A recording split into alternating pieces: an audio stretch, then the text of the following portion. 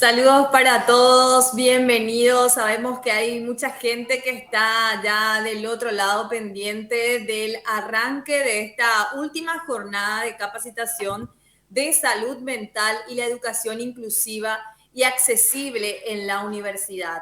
Con todo el equipo que ha trabajado desde gestión de calidad institucional, agradecemos a las personas que ya están conectadas a partir de este momento porque es un trabajo en conjunto que se está realizando con los representantes de Senadis. Queremos mencionar la metodología de trabajo para el día de hoy, aquellas personas que nos acompañan en la fanpage, de que en el desarrollo de esta jornada, al final, se va a enviar el link de cuestionario para que puedan completarlo y de esa manera sería el check de asistencia para todas aquellas personas que han participado en la sesión anterior y en la fecha que es la última jornada. Agradecemos la presencia del señor rector de la Universidad Nacional de Caguazú, el profesor Magíster Ángel Rodríguez, rector de la Universidad Nacional de Caguazú, igualmente a las representantes de Senadis que nos acompañan,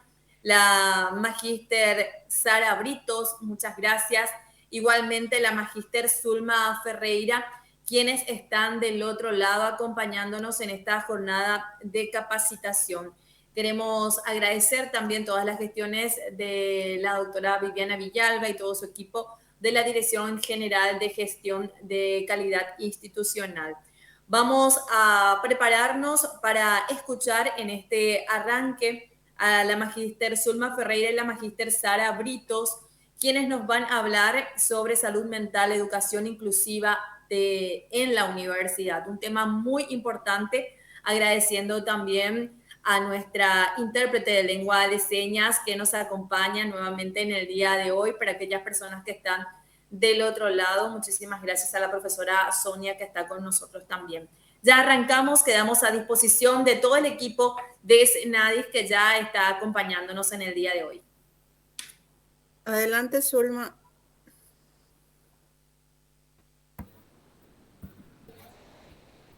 Bueno, muy buenos días a todos. Un placer estar nuevamente con todos ustedes, ¿verdad? Nos sentimos muy complacidos y muy agradecidos de estar trabajando con ustedes por el interés que siempre vemos, ¿verdad? Que ponen y eso se nota, ¿verdad? En la cantidad de participantes que siempre tenemos. Y ahí en ese aspecto gana tanto la universidad como de parte de Senai, nos sentimos muy orgullosos. Bueno, hoy vamos a contar también con la presencia, ¿verdad? A mi lado, Emi Aizawa. Ella es experta de la YAICA, quien está trabajando con nosotros dentro del ámbito de la discapacidad, ¿verdad? Y tenemos un proyecto con el que estamos trabajando con la filial de Oviedo, donde oportunamente vamos a estar visitándoles a ustedes con ella para que sigamos el trabajo en conjunto. Emi, ¿quieres saludar? Muchas gracias, Irma. Muy buenos días, todas y todos. Me alegro mucho de poder estar aquí con ustedes y tener esta oportunidad de presentarles nuestro proyecto Impacto. Voy a explicar más en mi presentación después de la presentación de Irma. Muchas gracias. Sara. Sí, muy buenos días para todos. Un gusto volver a estar con ustedes y continuar el día de hoy. Esta capacitación, por sobre todas las cosas, es un intercambio que siempre nos interesa, más que estar hablando nosotros, intercambiar parecer. Así que un gusto por sobre todas las cosas de que el rector, el magíster Ángel Rodríguez, siempre nos acompaña hasta el final, así que eso también para nosotros es un gusto y debemos de destacar que creo que es uno de los pocos rectores que empieza y termina la capacitación con nosotros y para nosotros eso es un gran apoyo. Así que gracias por todo, señor rector. Bueno, la ministra va a estar conectándose en unos segundos con nosotros. Entonces, una vez que se conecta a ella, le podemos dar la palabra para que salude. Pero vamos a iniciar ya. Sí, por supuesto, claro que sí. No sé si el rector va a dar algunas palabras o ya comenzamos. Pueden iniciar, Elsa, Bueno, unas palabras de cierre. bueno, muchas gracias. Bueno, hoy entonces vamos a hablar un poco, ¿verdad?, con la identificación de los signos de alarma psicosociales. El martes dijimos, ¿verdad?, que específicamente íbamos a hablar un poco de todo lo que nos deja la pandemia, ¿verdad?, en cuanto a lo que es depresión, estrés, angustia, ansiedad, etcétera. Entonces vamos a definir un poco cada uno de ellos lo que es, cuáles son los síntomas, etcétera, etcétera. Pero antes quiero compartir con ustedes, ¿verdad?, un pensamiento que Borges lo hizo en el año 2020, cuando inició, diríamos, la pandemia. Cambios que se empezaron a presentar con la cuarentena, del cuaderno al celular a la computadora, del conocimiento a la información, de la enseñanza al autoaprendizaje y de las aulas de clases a la escolaridad en el hogar, de la convivencia educacional a la convivencia familiar. Fueron los grandes cambios que nos trajo en sí, ¿verdad?, esta pandemia. Siguiente. Siguiente, por favor. Bueno, vamos a definir en primer lugar lo que viene a ser salud mental, ¿verdad? Tanto los niños como los adolescentes, ¿verdad?, fueron una de las poblaciones más afectadas en los tiempos de pandemia, debido al aislamiento. En un primer momento, todos estuvimos encerrados, pero los adultos empezaron a salir, ¿verdad? Sin embargo, los niños y los adolescentes quedaron sin escuelas, colegios y universidades, ¿verdad?, por mucho tiempo. La salud mental en niños y adolescentes tiene un impacto muy importante, tanto en lo socioafectivo como en el aprendizaje. Y luego de la reanudación de la vuelta a clases. Actualmente se van notando las consecuencias de la pandemia en la salud mental, tanto en los niños como en los adolescentes y también en los adultos. Y son más de 2 años y dentro de ella mucho encierro. Disculpen, le veo a la ministra que está conectada, ¿verdad? Entonces le pasamos la palabra.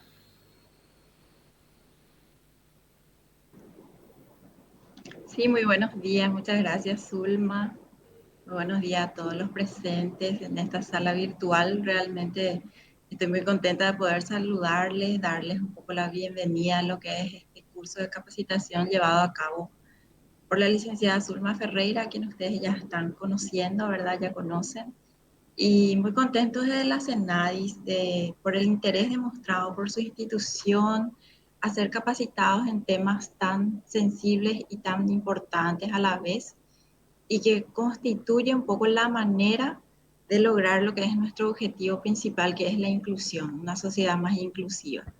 Como siempre nosotros decimos acá en CENADIS, podemos estar trabajando muy bien acá, pero si es que no trabajamos en forma interinstitucional, no vamos a lograr lo que es nuestro objetivo principal, lo cual es la inclusión. Y yo creo que el ámbito universitario es un ámbito que realmente es un poco un paso más adelante para lograr lo que yo siempre digo es la inclusión máxima, que es la inserción en el ámbito laboral, ya que en el ámbito universitario es donde la persona se forma y se prepara para afrontar lo que es su vida laboral. Así es que bienvenidos y a la vez muchas gracias por el interés que demuestran en este ámbito, y un agradecimiento muy especial también, como siempre, a la licenciada Zulma y a todo su equipo de trabajo, quienes siempre realizan un trabajo que causa de verdad una muy buena impresión, un aprendizaje muy interesante y un impacto en aquellos quienes reciben la capacitación, porque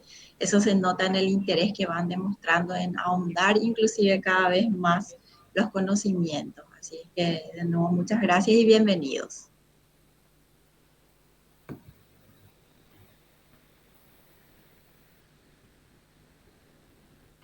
Muchísimas gracias a la señora ministra por sus palabras. En estos momentos vamos a proseguir con la capacitación entonces, ya que hay un público muy interesado en conocer más sobre salud mental y la educación inclusiva y accesible en la universidad.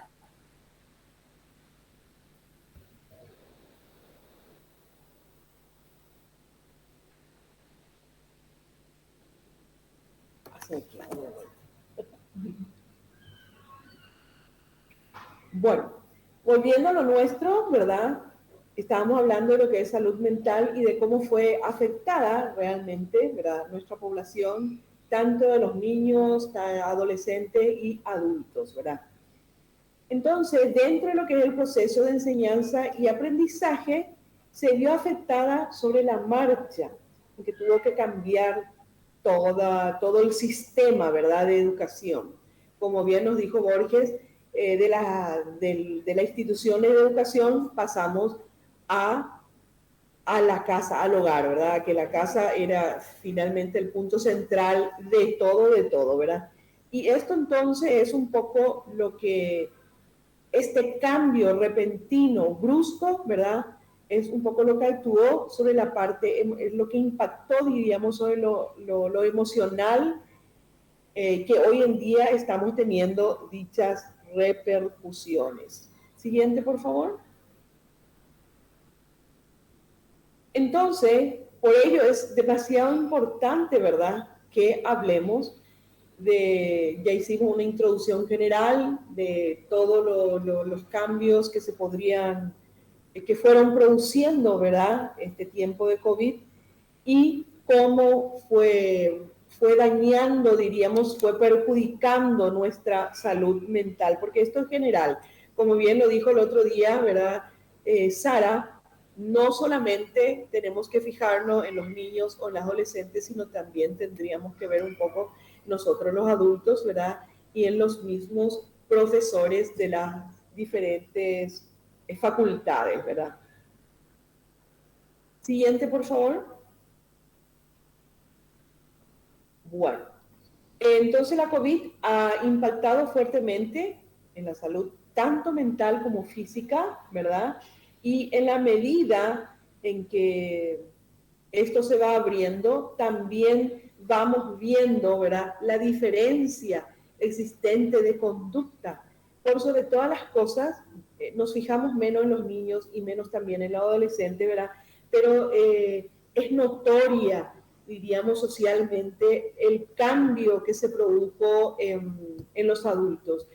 No hay casi tolerancia, hay mucha agresividad, ¿verdad? Entonces, esas son un poco, diríamos, una de las consecuencias de COVID-19. De acuerdo a la OPS, la mitad de los adolescentes han experimentado un aumento de estrés o la ansiedad durante la pandemia, pero los servicios de salud mental y apoyo siguen estando fuera del alcance de muchos. Lamentablemente, eso se da en el mundo entero y por sobre todas las cosas, ¿verdad?, en nuestro país, que sabemos que tenemos una salud mental empobrecida, diríamos, en ese aspecto. Contamos luego con muy pocos profesionales de salud mental. A su vez, los confinamientos y las perturbaciones económicas, que hoy en día, ¿verdad?, está muy fuerte y es lo que va aumentando el riesgo de muchas cosas, ¿verdad? Por sobre todas las cosas, de aumento de violencia. Y esta violencia no solamente se ve en la calle, sino tiene inicios, ¿verdad?, dentro de los mismos hogares. Siguiente. Bueno, entonces, no podemos dejar de hablar tampoco, ¿verdad?, de las personas quienes estuvieron, digamos, quienes estuvieron infectados, ¿verdad? Ahí la situación es peor porque muchas de las personas que estuvieron infectadas, ¿verdad?, quedaron con secuelas físicas, diríamos, ¿verdad?, de enfermedades físicas, secuelas muy graves, y en otras que se va, en la medida que va transcurriendo el tiempo, van sintiendo, ¿verdad?, o van apareciendo algunas otras dolencias como consecuencia del COVID-19 por la que fue infectada, ¿verdad? Entonces, para las personas con una enfermedad mental o de comportamiento de los eventos relacionados también con la COVID, como la hospitalización, el aislamiento, la ausencia de actividades escolares, todo esto van agravando los síntomas de salud mental. Por lo que se indica, ¿verdad?, que se dé un enfoque multidisciplinario a todo esto, ¿verdad?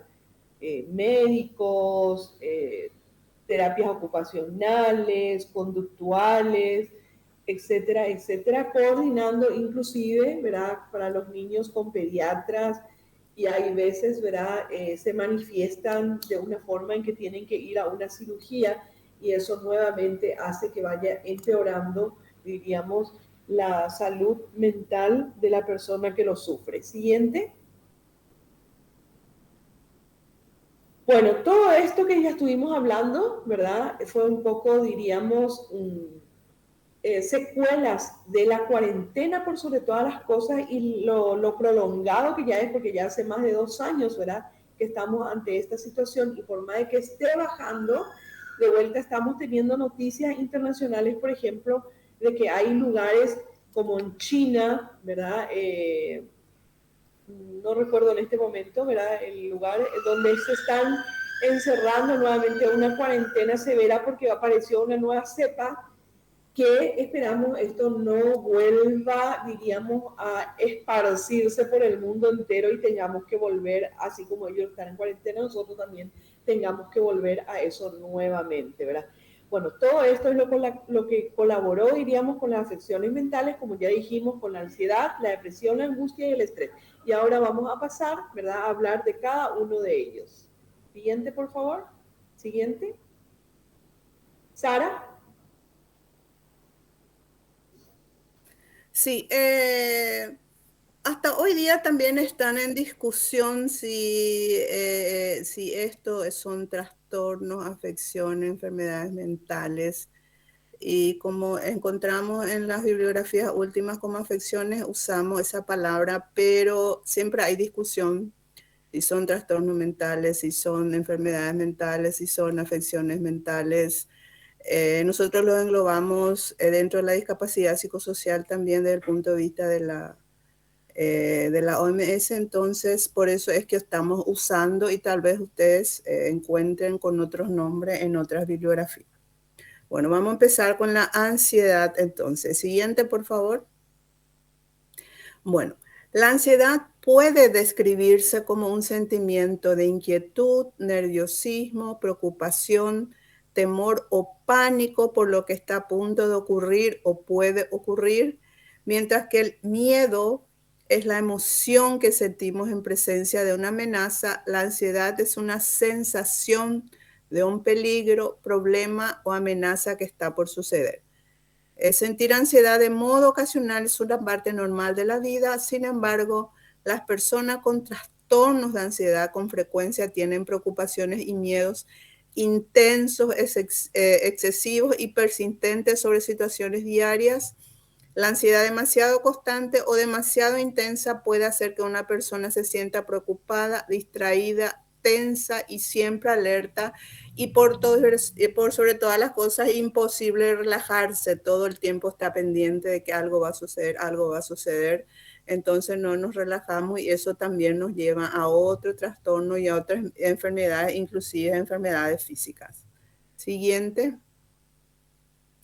Con frecuencia en los trastornos de ansiedad se dan episodios repetidos de sentimientos de ansiedad intensa y miedo o terror que alcanzan un máximo en una cuestión de minutos, que son los llamados ataques de pánico.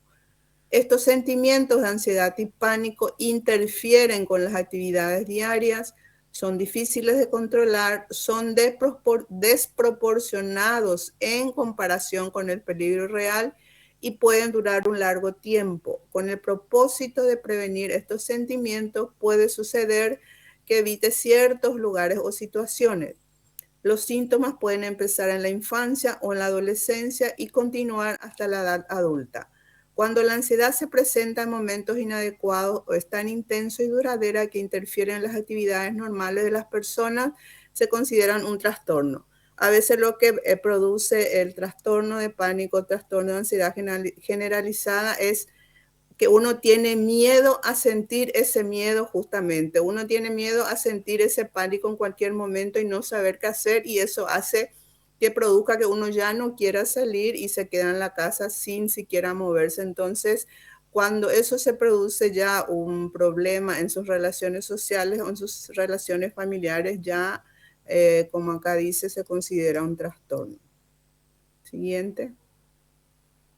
¿Cuáles son los tipos de trastorno de ansiedad? Hay varios tipos de trastornos de ansiedad, que son la agorafobia, que es un tipo de trastorno de ansiedad en el que se teme a lugares y situaciones que puedan causarte pánico o hacerte sentir atrapado, indefenso o avergonzado, y a menudo intentas evitarlos, ¿verdad? Que son especialmente a las situaciones, a los lugares y espacios grandes donde uno no pueda controlar la situación. Por ejemplo, un campo o un parque. El trastorno de ansiedad debido a una enfermedad incluye síntomas de ansiedad o pánicos intensos que son directamente causados por un problema de salud físico, que acá tiene que ver, por sobre todas las cosas, el miedo a la muerte, o el miedo a morir solo, o el miedo a que te pase algo y no está nadie. El trastorno de ansiedad generalizada se caracteriza por una ansiedad y una preocupación persistente y excesiva por actividades o eventos, incluso asuntos comunes de rutina. La preocupación es desproporcionada con respecto a la situación actual, es difícil de controlar y afecta la forma en que se siente físicamente. A menudo sucede junto con otros trastornos de ansiedad o con la depresión, por sobre todas las cosas. Los síntomas físicos suelen ser dolores en el cuello, estamos todos adoloridos en el cuerpo, no tenemos la capacidad de relajarnos, entonces eso también tiene que llamar la atención. Siguiente. El trastorno de pánico implica episodios repetidos de sensaciones repentinas de ansiedad y miedo o terror intenso que alcanzan un nivel máximo en minutos. Esos son los famosos ataques de pánico.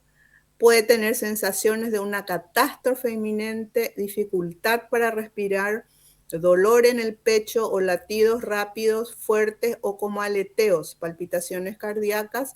Estos ataques de pánico pueden provocar que a la persona le preocupe que sucedan de nuevo o que eviten situaciones en las que han sucedido estos ataques. Generalmente se suelen confundir increíblemente con ataques al corazón.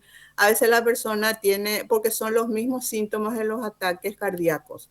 A veces la persona tiene un trastorno de pánico y lo internan y lo tratan como si fuera un ataque cardíaco, porque tienen los mismos síntomas, que le falta aire, tienen hiperventilación, tienen palpitaciones cardíacas, y a veces lo medican como, como problemas cardíacos y no como trastorno de pánico. Hasta hoy día a veces los médicos tienen esa confusión.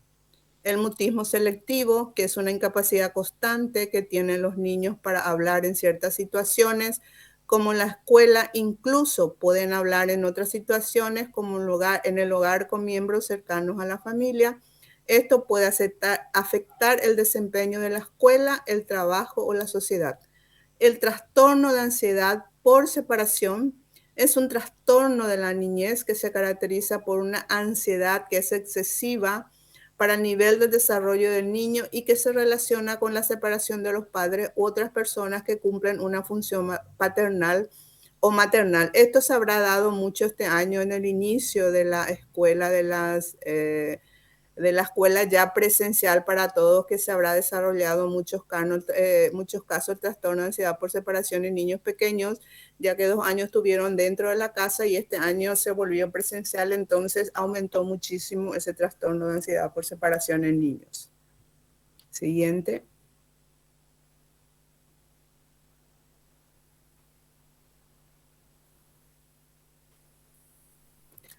El trastorno de ansiedad o fobia social, que implica altos niveles de ansiedad, miedo o rechazo a situaciones sociales debido a sentimientos de vergüenza, inseguridad y preocupación por ser juzgado o percibido de manera negativa por otras personas. Generalmente se da también cuando hablamos, las personas que dicen no puedo hablar en público o me quedo en blanco cuando voy a hablar en público o cuando voy a presentar mi trabajo me queda en blanco, o sea, es como el pánico escénico también se da el trastorno de ansiedad social. Las personas a veces tienen una sudoración excesiva cuando van a hablar en público o van a hablar frente a muchas personas. Las fobias específicas se caracterizan por una notable ansiedad cuando la persona se ve expuesta a un objeto o situación específico y un deseo por evitarlos. En algunas personas, las fobias provocan ataque de pánico. El trastorno de ansiedad inducido por sustancias que se caracterizan por síntomas de ansiedad o pánico intenso que son el resultado directo del uso individuo de drogas, como tomar medicamentos o estar expuesto a una sustancia tóxica o tener abstinencia a causa de las drogas. Siguiente. Los síntomas de ansiedad. La ansiedad a menudo se presenta acompañado de síntomas físicos y psicológicos, tales como, siguiente. Los signos y síntomas físicos de la ansiedad más comunes incluyen los siguientes: sensación de nerviosismo, agitación o tensión, sensación de peligro inminente, pánico o catástrofe, aumento del ritmo cardíaco, respiración acelerada, la hiperventilación, sudoración, temblores y sensación de debilidad o cansancio. Problemas para concentrarse o para pensar en otra cosa que no sea la preocupación actual, tener problemas para conciliar el sueño, padecer problemas gastrointestinales, tener dificultades para controlar las preocupaciones y tener la necesidad de evitar de las situaciones que generan ansiedad. ¿Cuáles son los síntomas psicológicos de la ansiedad? Miedo injustificado, pensamientos negativos, preocupación exagerada, despersonalización. La despersonalización es la sensación de no ser uno mismo, de estar en un cuerpo equivocado o de estar fuera del cuerpo. Esa es la despersonalización. Sensación de agobio e inquietud. ¿Cómo evitar los síntomas psicológicos de la ansiedad? Eso significa que se puede desarrollar las actividades diarias de manera saludable, de la escuela, del colegio o de la universidad, en las relaciones sociales y aun cuando uno se encuentra solo o sola.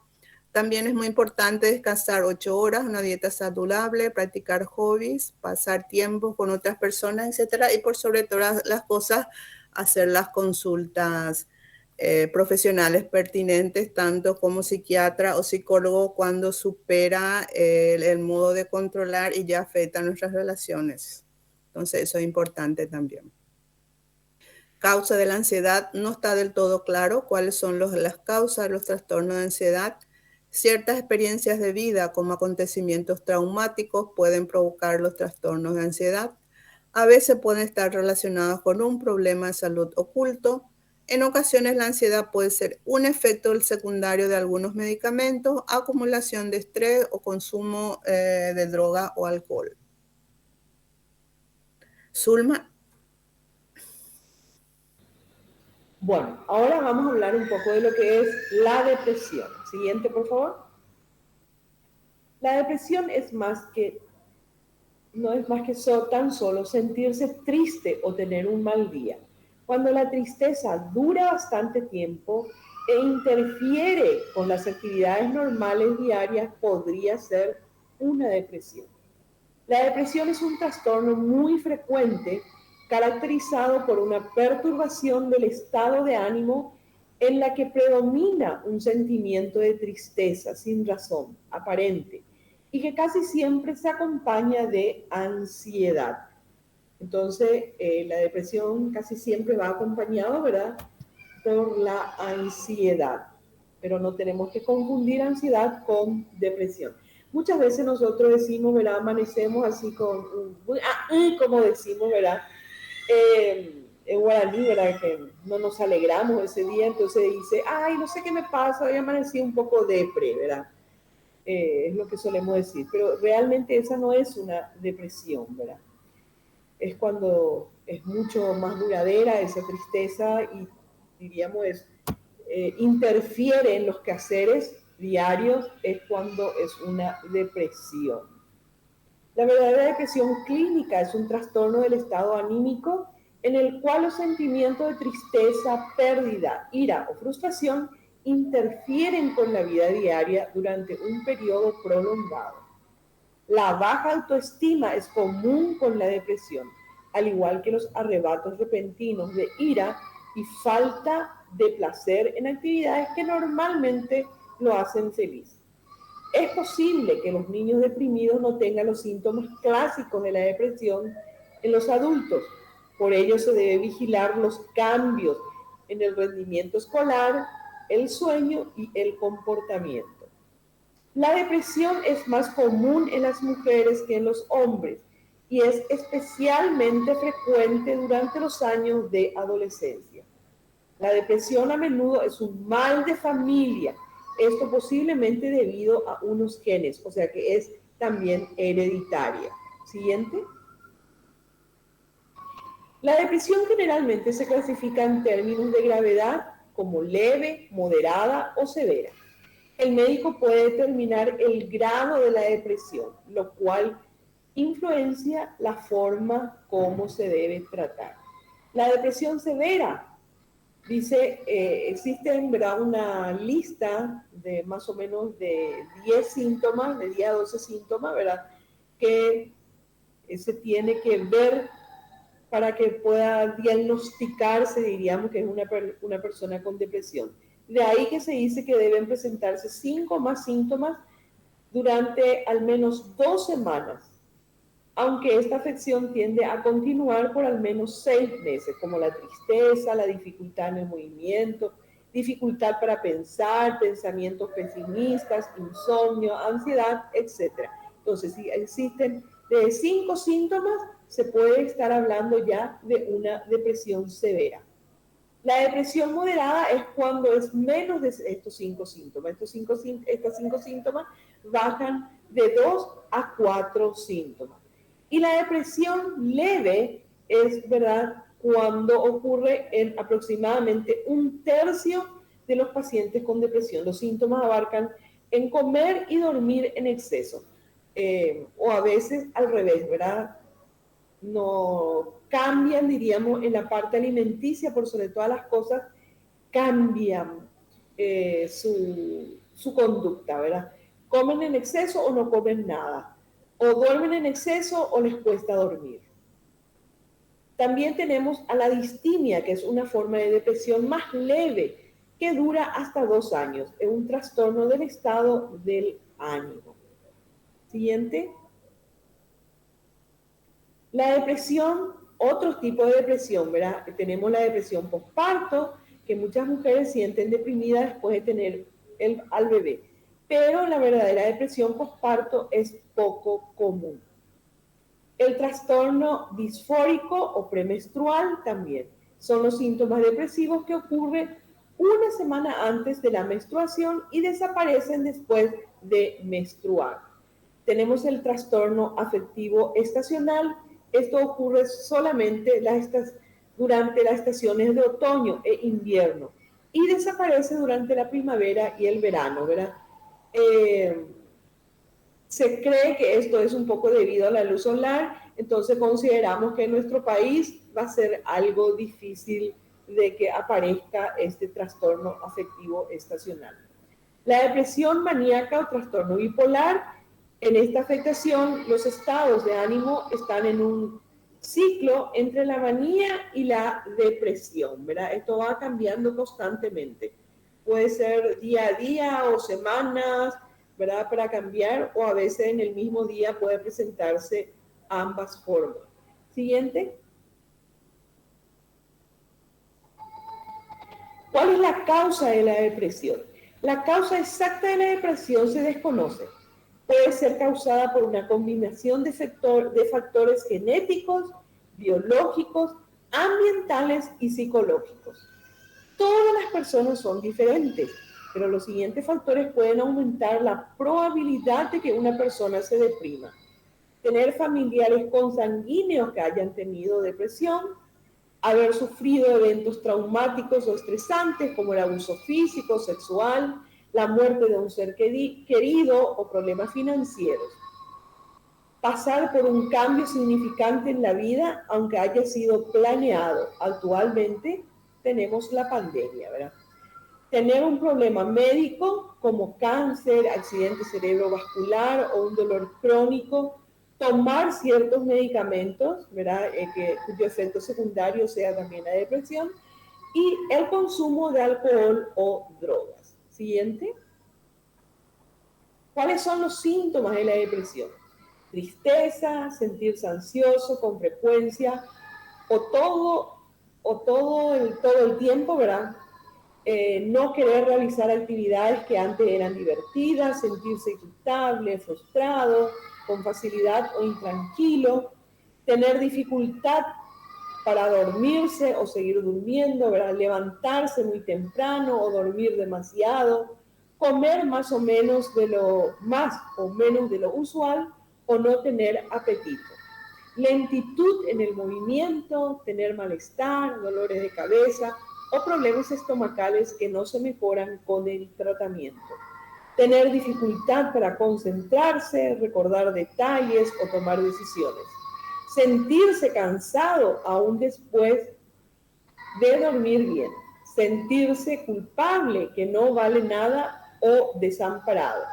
Pensar en el suicidio o en hacerse daño. Siguiente.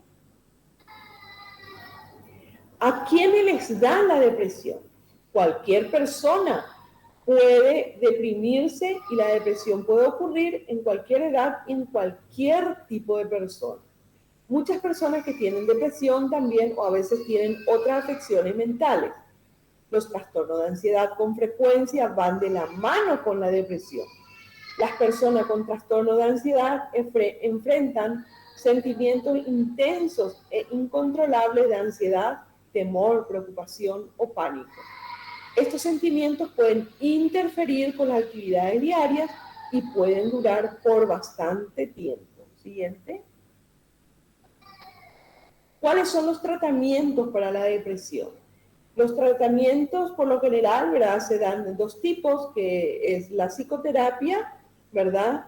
Y con medicamentos, ¿verdad? Que son recetados a través de un médico psiquiatra, por lo general, ¿verdad?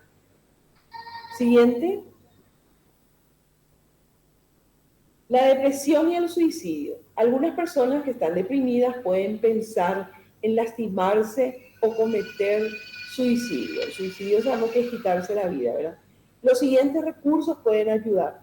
Llamar a un profesional de atención de salud mental, buscar ayuda de un médico psiquiatra en lo posible, ¿verdad? Buscar ayuda de un amigo cercano, de un ser querido.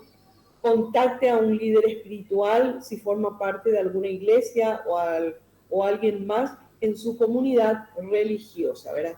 Se pueden hacer, estos son, diríamos, como primeros auxilios.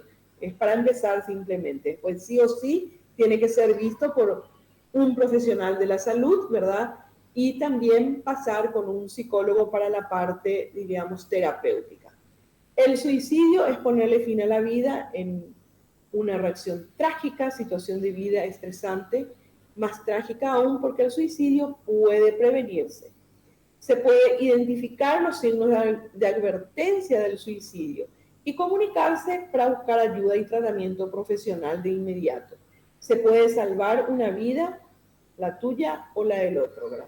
Puede parecer que los problemas no tienen solución y que el suicidio es la única forma de poner fin al dolor. Es como que la persona, ¿verdad?, ve solamente, diríamos, un final muy oscuro y no ve salida a eso, entonces considera que la única solución es acabando con la vida. Siguiente. Los motivos detrás del suicidio o intento de suicidio en un adolescente pueden ser complejos. El suicidio es relativamente raro entre niños. La cantidad de suicidio e intento de suicidio aumenta significativamente durante la adolescencia. El suicidio es la tercera causa de muerte entre jóvenes de 15 a 24 años de edad. Esto nos dice la OMS, ¿verdad? Se cree además que por lo menos 25 intentos se hacen por cada suicidio de un adolescente. La adolescencia es una época de increíbles posibilidades, pero también puede ser un periodo de estrés y preocupación. Se sienten presionados para adaptarse socialmente, tener un buen desempeño académico y actuar con responsabilidad. Siguiente. La adolescencia también es una época de identidad sexual y relaciones sociales, y existe la necesidad de independencia que a menudo está en conflicto con las reglas y las expectativas que las otras personas establecen en él. Los jóvenes con problemas de salud mental como la ansiedad, depresión, trastorno bipolar o insomnios corren peligros más altos de pensar en el suicidio. Los adolescentes, quienes pasan por cambios fuertes en la vida, como el divorcio de sus padres, mudanza de un lugar a otro, ¿verdad? Un padre que se va de la casa por motivos a veces laborales o por las mismas separaciones entre los padres, ¿verdad? O cambios financieros. Y aquellos quienes son víctimas de intimidación corren mayores riesgos de pensar en el suicidio. El bullying, en este caso también, ¿verdad? Es uno de los temas de suicidio muchas veces. Los factores que aumentan el riesgo de suicidio entre los adolescentes incluyen un trastorno psicológico, especialmente depresión, trastorno bipolar, consumo de drogas y alcohol. De hecho, un porcentaje muy alto de las personas que fallecen por suicidio tienen un trastorno psicológico al momento de morir. Sentimientos de angustia, irritabilidad o agitación. Siguiente. ¿Cuáles son los síntomas? Los signos que advierten sobre el suicidio o los pensamientos suicidas incluyen lo siguiente: hablar acerca del suicidio, por ejemplo, con dichos como ante los dichos, ¿verdad? Como me voy a suicidar, desearía estar muerto, desearía no haber nacido, ¿verdad? A veces escuchamos esto en los jóvenes y nosotros no le damos importancia, porque creemos que están haciendo una broma o están diciendo por decir nada más, ¿verdad? Entonces sí tenemos que parar la oreja, ¿verdad? Y darle atención. O tener los medios para quitarse la vida, por ejemplo, al comprar un arma o almacenar pastillas.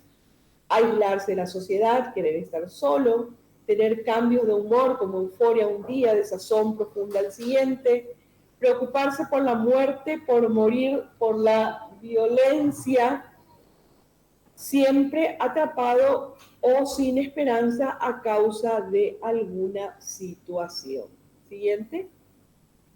Aumentar el consumo de drogas o bebidas alcohólicas, cambiar la rutina normal, incluidos los patrones de alimentación y sueño, hacer actividades arriesgadas o autodestrucciones como consumir drogas o manejar de manera negligente, regalar las pertenencias o poner los asuntos personales en orden cuando no hay otra explicación lógica para hacerlo, despedirse de las personas como si ya no va a volver, ¿verdad? O como si fuera que ya no le va a ver de nuevo, manifestar cambios de personalidad o sentirse extremadamente ansioso o agitado, en especial cuando se tienen algunos de los signos de advertencia que se mencionan, que ya fueron mencionados con anterioridad.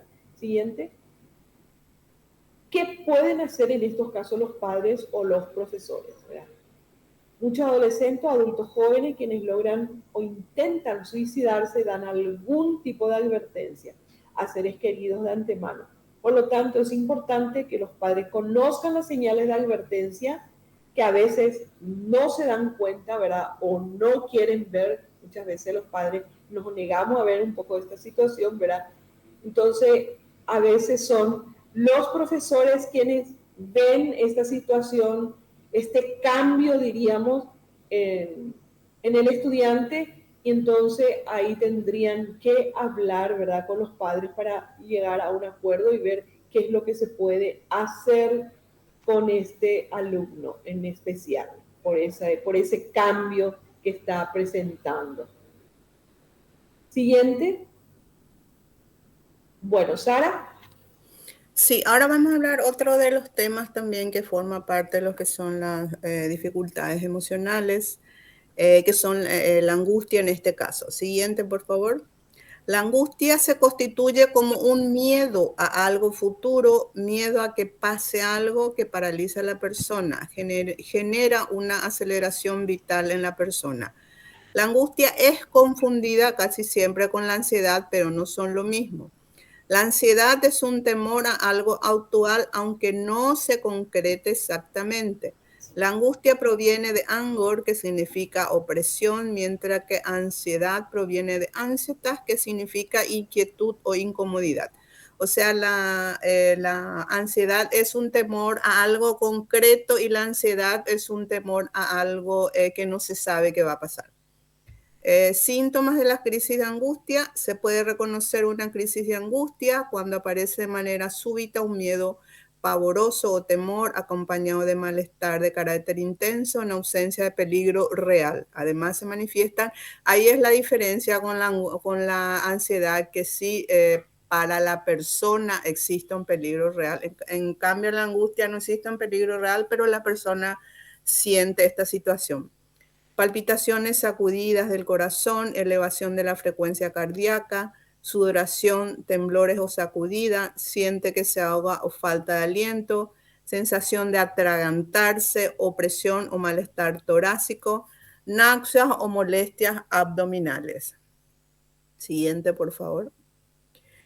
Inestabilidad, mareo o desmayo, sensación de irrealidad o despersonalización, estar separado de uno mismo, miedo a perder la razón, miedo a morir, sensación de entumecimiento u hormigueo, escalofríos o sofocaciones, la consecuencia del sentimiento de incapacidad, autolimitación y sufrimiento. Los pacientes y sus familiares son fácilmente detectables porque las personas afectadas deben acudir inmediatamente al médico para que con un tratamiento psicoterapéutico y psicofarmacológico mejoren su condición. Acá es importante también entender, porque a veces tenemos muchos tics de psicología positiva, entre comillas, que te sugiere que si tenés pensamiento positivo, atraes lo positivo, que si tenés la mente abierta y no pensar en cosas negativas va a mejorar, y no es así. Esto existe, el solo pensamiento, justamente la dificultad es no tener pensamiento positivo, entonces no es con estimular o dale que podés o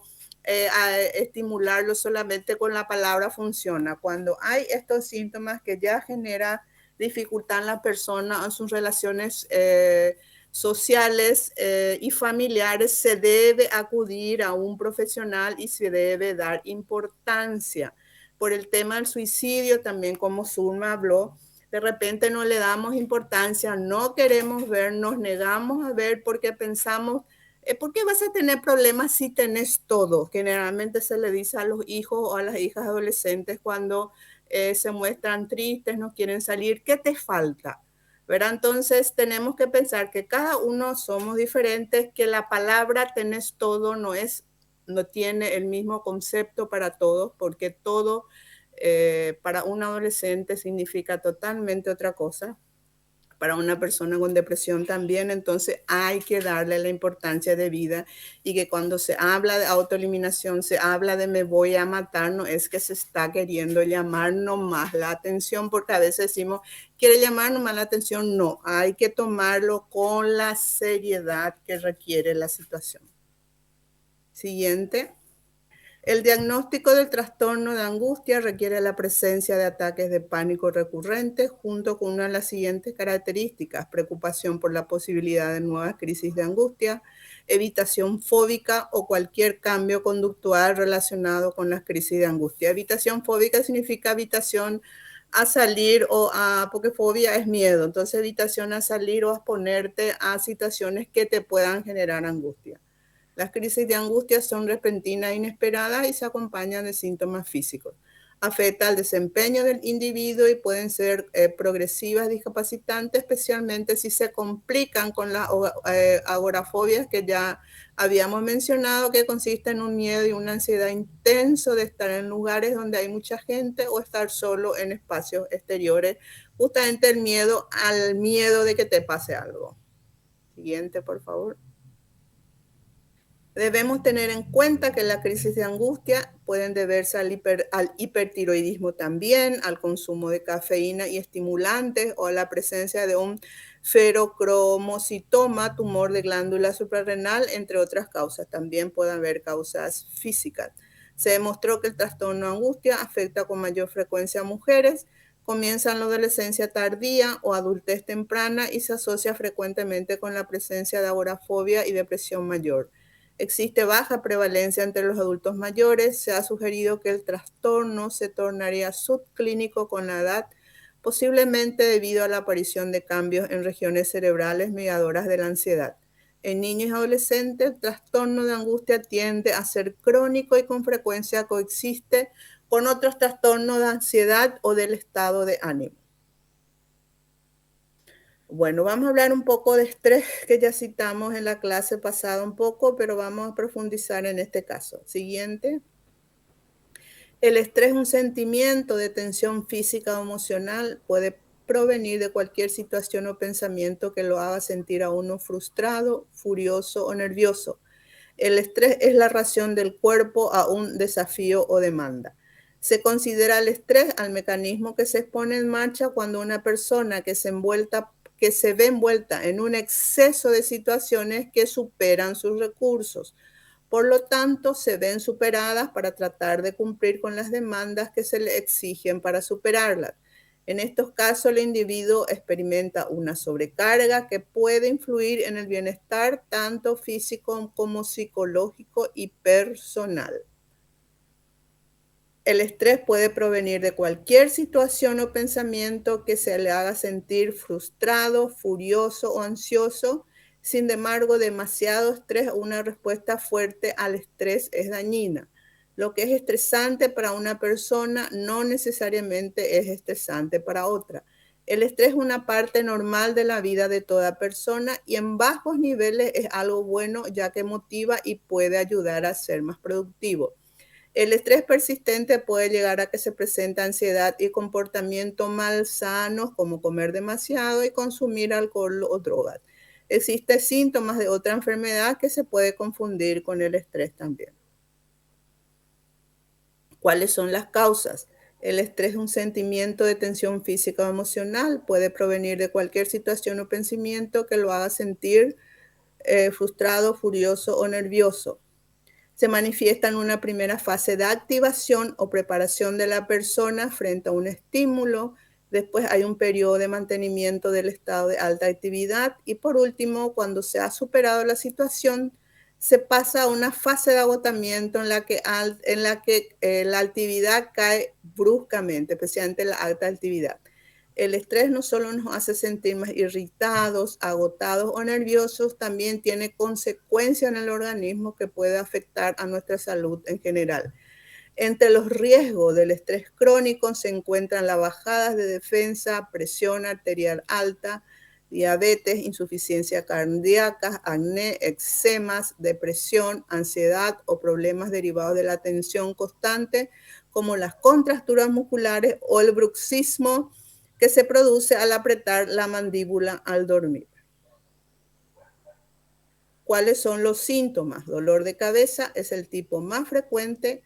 Todo el mundo ha tenido dolor de cabeza alguna vez. El más común es el dolor de cabeza tensional provocado por la tensión muscular que ejercemos sobre la cabeza, la mandíbula y el cuello, entre otros, generado por el estrés o la ansiedad de forma habitual, la mala memoria, la diarrea, que puede ser en exceso de heces acuosas y blandas, o el estreñimiento o dificultad para eliminar heces, falta de energía o de concentración. La gente se centra tanto en un tema que le cuesta prestar atención al resto de las cosas, perdiendo de ese modo parte de la concentración. Cambios de la conducta, problemas de salud mental como ansiedad o depresión, problemas cardiovasculares y musculoesqueléticos cuando el estrés se prolonga mucho tiempo, cambio en el peso generado por los hábitos alimentarios vinculados con el estrés, problemas estomacales, cansancio constante en prolongados, problemas a nivel sexual, rigidez en la mandíbula y el cuello que pueden ocasionar dolores de cabeza, insomnio o exceso de sueño. La dificultad para conciliar el sueño es una causa frecuente de estrés, afectando tanto la cantidad como la calidad del sueño. ¿Cuál es la prevención? ¿Qué podemos hacer? Es necesario para superar las situaciones que demanden más esfuerzo y activación.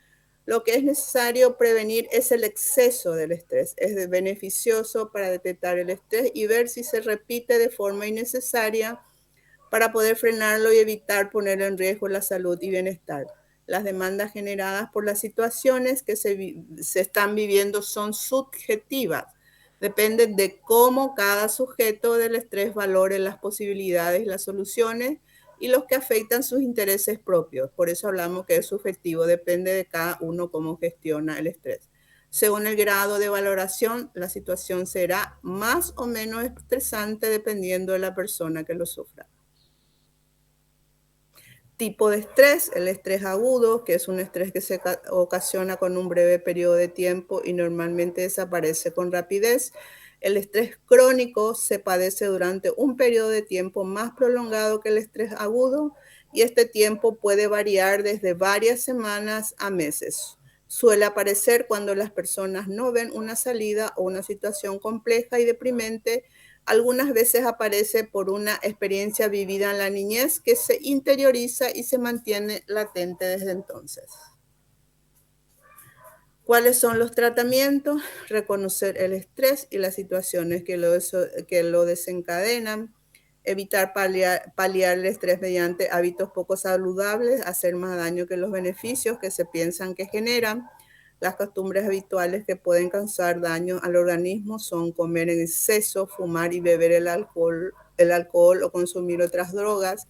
Hay muchas técnicas apropiadas para mitigar el estrés. Algunas de ellas son admitir y reconocer que hay situaciones que no se pueden cambiar, aunque se quiera, y tratar de lidiar con ellas de la mejor manera posible, cambiando algunos aspectos para tratar de amenizarlos. Alejarse lo máximo de la fuente potencial del estrés, aunque a veces es bastante difícil eso. ¿Cómo enfrentar el estrés? Hacer ejercicio de forma regular para liberar tensiones, adoptar una postura más positiva ante los problemas y las situaciones complejas, aprender técnicas de relajación, aprender a poner límites si el estrés se origina por el exceso de tareas originadas en el trabajo, en el ámbito familiar y mantener una dieta saludable y equilibrada. Zulma. Bueno, vamos a hablar un poco aquí entonces de lo que es la resiliencia, ¿verdad? Siguiente, por favor. Que podría ser, ¿verdad? Una forma preventiva para la salud mental. Siguiente. La resiliencia es la capacidad que tiene una persona para superar las circunstancias traumáticas, como la muerte de un ser querido, un accidente, de vivir bien y desarrollarse positivamente a pesar de las condiciones de vida difíciles, y esto de manera socialmente aceptable. Se construye a lo largo del ciclo vital de los aprendizajes y tipos de afrontamientos desarrollados. Siguiente. ¿Cómo vivir los nuevos tiempos con resiliencia? Cuando nos encontramos ante una situación crítica, como la que estamos viviendo actualmente, ¿verdad? El primer mecanismo que se activa en nosotros es el afrontamiento, es decir, la capacidad que tenemos para asumir en el momento una situación que pueda ser destructiva. Si bien el afrontamiento nos prepara para recibir el impacto inicial, la resiliencia nos equipa para sobreponernos al evento crítico y transforma la situación de una fortaleza para el futuro. Por tanto, ser resiliente nos va a ayudar a evitar determinados problemas psicológicos y que pueden derivar de una situación adversa. De este modo, la resiliencia requiere un esfuerzo cognitivo y una actitud determinada. Siguiente. Ser resiliente no significa no sentir dolor, malestar o no encontrar dificultades ante las diversidades. La resiliencia parte de un punto de vista realista, de la confianza de que el golpe recibido no nos desvalorizará si hacemos frente a él. Lo asumimos, lo utilizamos para mejorar nuestra vida. No podemos vivir convencidos de que no existen problemas porque eso nos aleja de la realidad y provoca que ésta nos golpee con más fuerza y cuando decidamos volver a acercarnos a ella. Siguiente. Es importante para tener un desempeño adecuado a nivel laboral y familiar estar bien de forma individual, mental y físicamente. Resulta necesario para lograr esta capacidad aprender a conocer nuestras fortalezas, habilidades, limitaciones y debilidades, además de mantener una red de apoyo social efectiva y una actitud positiva, optimista de la realidad y pensando siempre en el otro, tener empatía con el otro, ¿verdad? Eso es lo que últimamente también se está perdiendo bastante en la sociedad. Y en ir proporcionándose metas flexibles. Seamos resilientes y veamos esta situación de pandemia como una oportunidad de crecer como persona, reflexionar, ser creativos y organizar nuestros tiempos, ¿verdad? Porque la pandemia trajo cambio total en nuestra forma de vida. Bueno, con esto nosotros terminamos lo que es salud mental, ¿verdad? Y entonces ahora vamos a... Emi nos va a hablar sobre lo que es el proyecto Impacto que está llevando a cabo JICA Senades. Muchísimas gracias, Selma. Buenos días nuevamente. Soy Emi Aizawa de Japón y he estado trabajando en la Senadis desde noviembre 2021 en el proyecto Impacto, que es un proyecto de cooperación técnica entre la Senadis y la JICA. Y el nombre significa inclusión, multitud, participación y comunidad para todos. Y como este nombre, nosotros intentamos lograr una sociedad más inclusiva para todos, incluyendo las personas con discapacidad. Y sí, yo tengo experiencia de 20 años de manejar los proyectos de cooperación internacional, especialmente en el ámbito de discapacidad. Y es primera vez para mí trabajar en un país América Latina. Y por eso, disculpen mi español, por favor, lo estoy aprendiendo. Bueno, y es realmente un gran placer para mí poder trabajar en Paraguay y formar parte del equipo para este proyecto muy importante. Sí, bueno, siguiente, por favor. Sí, ustedes conocen la JICA. Es la Agencia de Cooperación Internacional del Japón. Es una organización del gobierno japonés para implementar las actividades de cooperación internacional, financiera y técnica. Sí, y JICA está activa en muchos sectores como la salud, la educación, agricultura y la infraestructura, entre otros.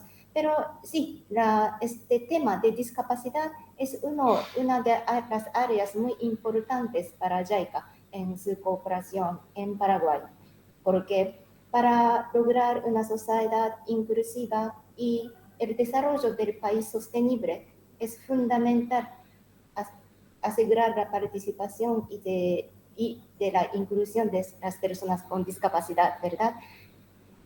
Y me gustaría destacar también que nosotros no consideramos a personas con discapacidad como pacientes vulnerables que necesitan ayuda.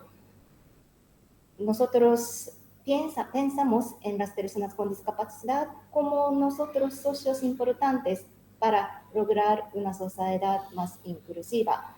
Y sí, me gustaría explicar cómo ponemos en práctica este enfoque en nuestro proyecto. Siguiente, por favor. Sí, una pregunta. ¿Qué podemos hacer para que nuestra sociedad sea más inclusiva? ¿Qué podemos hacer por parte de la sociedad? Creo que hay muchas cosas que podemos hacer, hay otros varios enfoques, pero siguiente, por favor. Nosotros creemos que es importante eliminar las barreras de la sociedad que limitan la plena participación de las personas con discapacidad en igualdad de condiciones con las personas sin discapacidad. Como ustedes saben, hay varios tipos de las barreras en la sociedad, ¿verdad? Como las barreras físicas o falta de información en la manera accesible, especialmente para las personas con discapacidad auditiva o visual, y la mentalidad de la gente que discrimina o sobreprotege a las personas con discapacidad puede crear las barreras también. Y en nuestro proyecto nos centramos en la eliminación de estas barreras.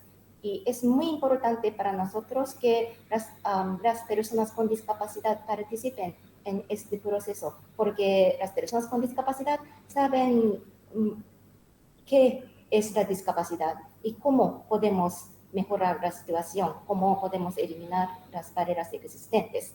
Bueno, siguiente, por favor. Okay. En nuestro proyecto tenemos 3 ejes. Siguiente, por favor. Gracias. Sí, el primer eje se trata del desarrollo inclusivo basado en la comunidad. Siguiente, por favor.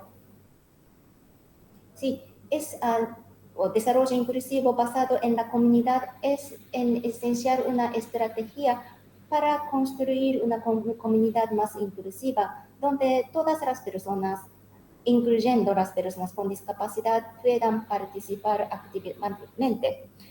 Diríamos, ellos pueden acceder a los servicios públicos que se ofrecen en sus propias comunidades y participar en todas las actividades sociales como con otras personas sin discapacidad. Siguiente, por favor. En nuestro proyecto, para lograr este objetivo, trabajamos con las secretarias de discapacidad en las gobernaciones y los municipios para que ellos puedan incluir las personas con discapacidad y sus familiares en el proceso de desarrollo comunitario. Por ejemplo, cuando para desarrollar las políticas de la comunidad o desarrollar un plan de acción para mejorar la situación de la comunidad o implementar actividades sociales para que todas las personas puedan participar. Y para este objetivo, nosotros hemos seleccionado 4 sitios pilotos como sitios modelos, es decir, Asunción, Fernando de la Mora, Coronel Oviedo y Villarrica. Siguiente, por favor. Sí. Y hemos empezado algunas actividades como las reuniones y talleres y las capacitaciones en estos sitios seleccionados, incluyendo Caguazú y Municipalidad de Coronel Oviedo. Estamos colaborando con las autoridades locales, las organizaciones de las personas con discapacidad y las organizaciones civiles que ayudan a las personas con discapacidad en la comunidad. Siguiente, por favor. Y sí, trabajamos con la Secretaría de Discapacidad y otros socios en Villarrica también. Pero, siguiente, por favor. El segundo eje de nuestro proyecto refiere a la mejora de la accesibilidad al medio físico. Siguiente, por favor. Sí, en Paraguay tenemos la ley sobre la accesibilidad al medio físico para personas con discapacidad. Pero hay muchos edificios nuevos que se construyen sin accesibilidad apropiada y los municiparios están responsables para cumplir con la ley. Y en nuestro proyecto intentamos capacitar a las personas con discapacidad y las secretarias de discapacidad para que ellos puedan revisar la situación de la accesibilidad al medio físico como evaluadores certificados y buscar las soluciones para la mejora de la situación. Gracias. Siguiente, por favor. Sí. Y el tercer eje de nuestro proyecto se trata de la vida independiente. Siguiente, por favor. Sí, la vida independiente es una filosofía y un concepto muy importante, pero algo nuevo, no solo en Paraguay, sino también en los países de América Latina. En esencial es un derecho humano de las personas con discapacidad para que ellos puedan ejercer control sobre sus vidas, para vivir con autonomía. Okay, ¿qué significa esto? ¿Ustedes qué piensan? ¿Que viven ustedes la vida con la independencia? Algunas personas pueden decir, sí, estoy viviendo en la manera independiente, con la independencia, porque yo puedo cuidarme o puedo hacer todas las cosas necesarias para mí, por mí misma. Pero hay muchas personas con discapacidad que no, por ejemplo, pueden ir sanitario o cambiarse de ropa por sí mismas. Acá lo que más importante es que las personas con discapacidad puedan decidir, por ejemplo, cuándo quieren ir sanitario o qué ropa quieren ponerse y a dónde quieren ir con la ropa que prefiere. Las personas con discapacidad deben poder decidir sobre dónde y con quién quieren vivir o a dónde quieren ir para estudiar, viajar, trabajar, disfrutar, entre otros. Y para sea una realidad para las personas con especialmente discapacidad graves, es esencial que tengan la asistencia personal. Como estas fotos muestran, como ustedes pueden ver en estas fotos, sí, estas fotos se tomaron en Costa Rica, donde tiene un sistema de asistencia personal. Y, por ejemplo, en la foto de la derecha, un usuario de la silla de ruedas, ¿sí? Pueden, por ejemplo, decir a su asistente personal, pone mi laptop en mi mochila. Sí, para que las personas, sí, en la vida independiente es importante que las personas con discapacidad puedan decidir en lugar de otra persona decida por ellos. Bueno, y sí, para que la vida independiente sea una realidad en Paraguay, nosotros tenemos algunas actividades. Y sí, siguiente, por favor. Sí, por ejemplo, trabajamos con la Asociación de Vida Independiente de Paraguay, de COSASO, que se estableció en febrero del año pasado. Es un grupo de las personas sin discapacidad para hacer una realidad, la vida independiente en Paraguay por primera vez. Y a través de nuestro proyecto facilitamos intercambios entre las personas con discapacidad de Japón y Paraguay para fortalecer este movimiento de la vida independiente. Gracias. Siguiente, por favor. Siguiente. Sí. Sí, y para recapitular, me gustaría mencionar los ejes. Sí, podría hacer clic. Siguiente, por favor. Sí, hay animación. Sí. para que todos objetos nuestros. Ok, gracias. Sí, sí. Primero, nosotros trabajamos con la Secretaría de Discapacidad para promover el desarrollo inclusivo basado en la comunidad, para que escuchen a las personas con discapacidad y sus voces se reflejen en las actividades en cada comunidad. Y nosotros intentamos mejorar la accesibilidad al medio físico también para que las personas con discapacidad puedan acceder a cualquier lugar con las personas sin discapacidad. Y la vida independiente es muy importante, forma parte muy importante de nuestro proyecto para que las personas con discapacidad puedan ejercer su derecho a la autonomía personal. Siguiente, por favor. Sí, muchas gracias por tu atención. Es un marco general de nuestro proyecto.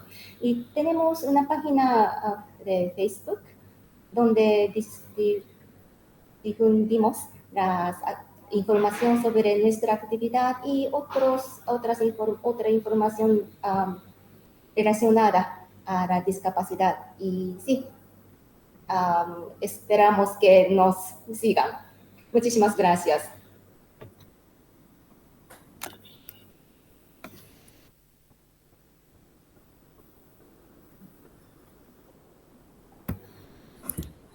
Muchísimas gracias a todo el equipo de Senadis que nos ha acompañado en el día de hoy. No sé si tienen algunas ideas más para ir cerrando, a la magíster Sara Britos y también a la magíster Zulma Ferreira. Entonces, para ir culminando, ya que tenemos algunos mensajes que vamos a compartir con ustedes, ¿si les parece? Sí, escuchamos los mensajes, escuchamos. Perfecto, un ratito vamos a compartir con ustedes. Algunos de los mensajes, dice Sonia Jacobi, súper interesante el tema, muchas gracias. Walter Moisés Sanabria Guzmán, felicitaciones para todos y la gran familia de la Universidad Nacional de Kawasu en un aniversario más de nuestra gran academia de formación. Muchísimas gracias.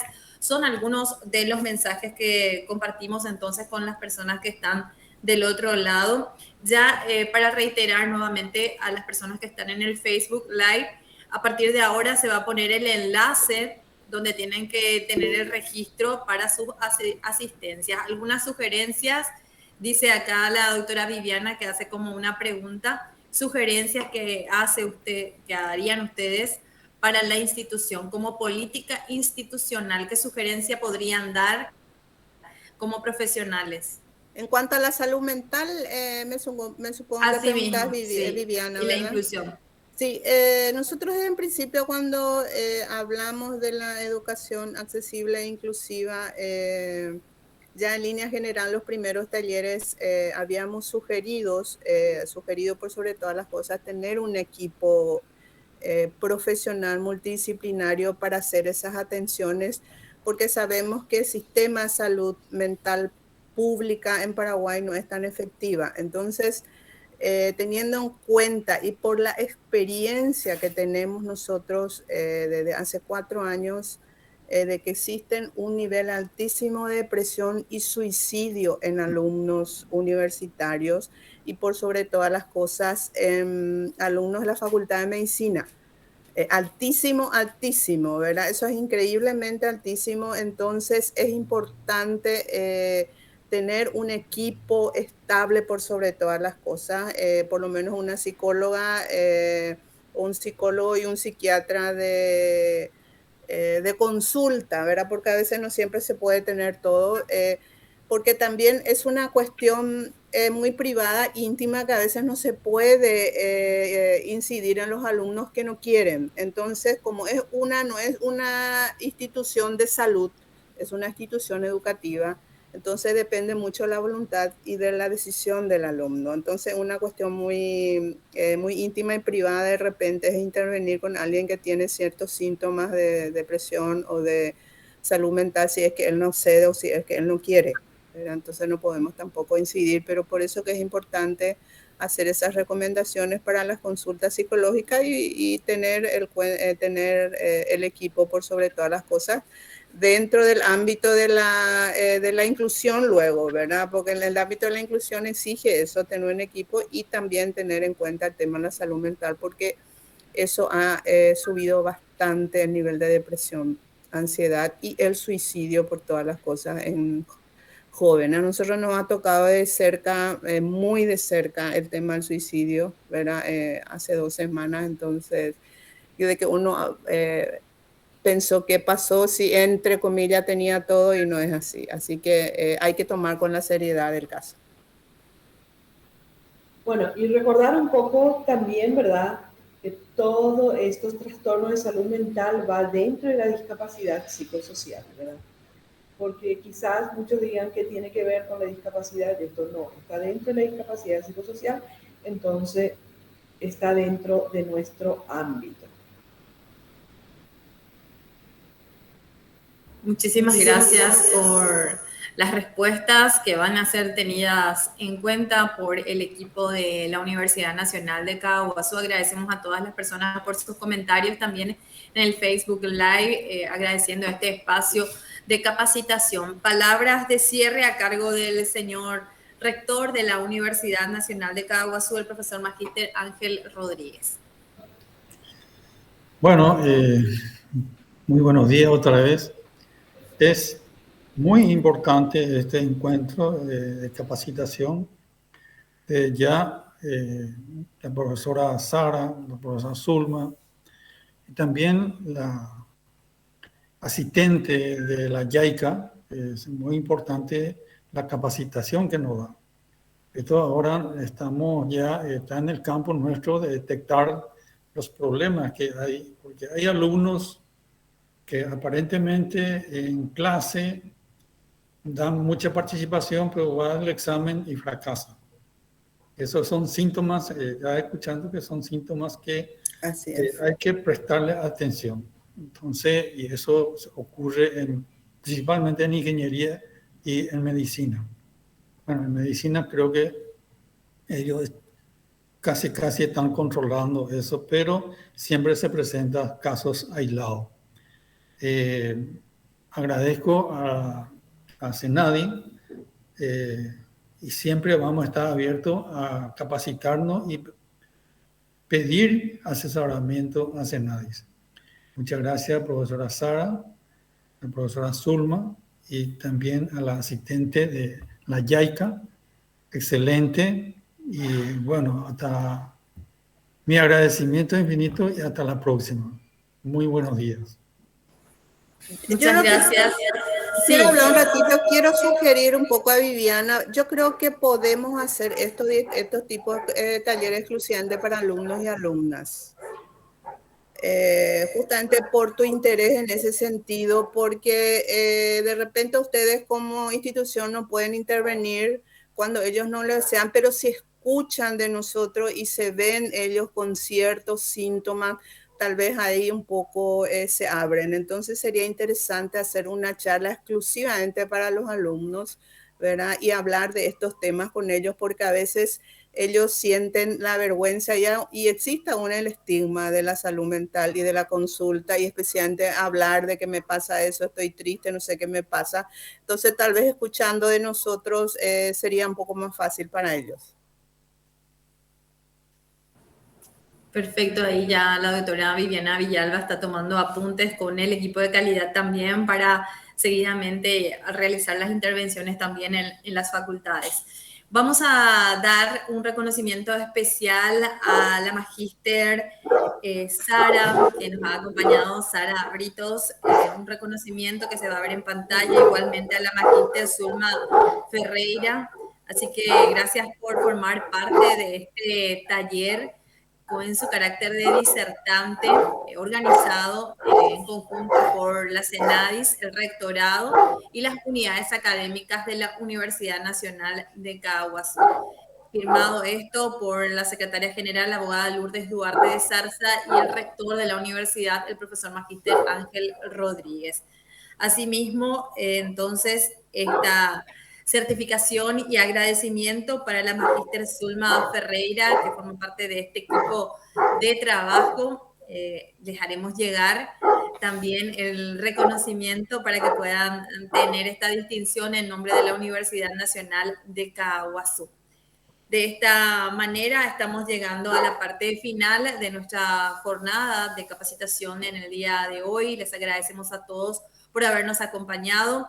Dios mediante, próximamente se darán más capacitaciones para el sector docente y también para el sector estudiantil que ya se van planificando con el área de calidad.